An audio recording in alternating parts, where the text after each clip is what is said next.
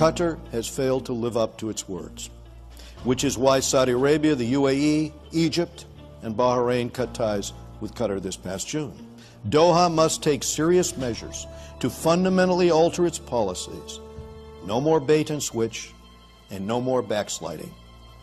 We need real commitments from Qatar to end its permissive attitude and actions toward violent extremists. Finally, we must deal with the issue of terror financing. Qatar stands as a leader when it comes to funding Hamas, ISIS extremists. In Syria, they fund al-Qaeda and the Taliban. Qatar also has a unique and disturbing relationship with Iran. I believe it's time to hold them accountable. If Qatar is to remain an ally, it must renounce its terror affiliations.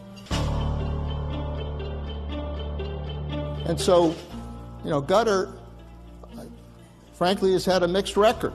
We know they've provided support, financial support for the Muslim Brotherhood, for terrorism, for Hamas, for elements of al-Qaeda, the Taliban. And the problem is they can't have it both ways. If you're in that region, you have some common enemies. One is terrorism, and frankly, the other is Iran. And you can't play both sides of the street. And I think it's extremely important. Look, I think Qatar has now said that they want to abide by international requirements with regards to financing of terrorism. They've passed laws to try to implement requirements against financing of terrorism. They say that they want to do the right thing. I think the issue is now to make sure that what they say is what they do. And that means making sure that they are enforcing efforts to limit their support. And that ultimately is the way to try to ultimately reach some kind of solution. I know that the United States, Secretary Tillerson, are working on that. I know that Kuwait has provided some assistance to try to bring those parties together. But I think you really need to have a commitment by Qatar that they are, in fact, going to abide by what they say they're doing. As to Qatar, Emir Al-Thani is trying to perform an effort of political gymnastics that would have disabled Nadia Comaneci.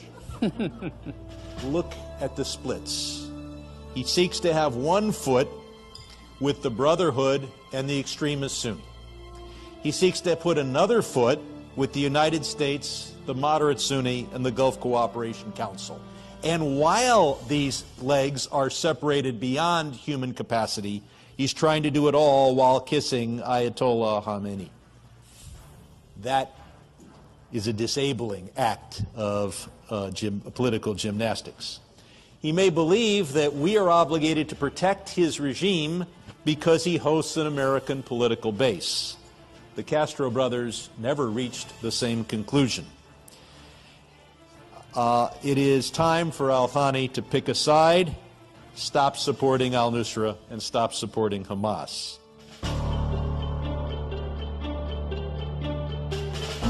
Of Qatar, is there a way to,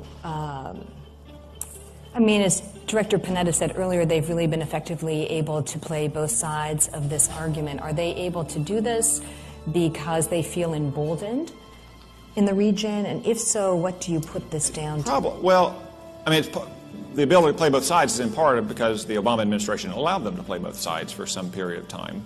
I think the president is committed to stopping that.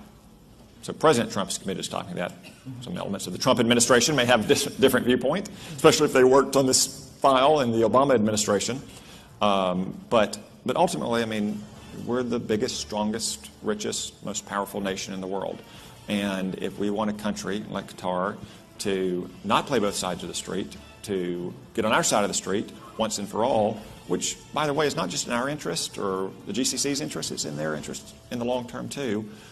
We have a lot of tools to make that happen, and that's what we should focus on.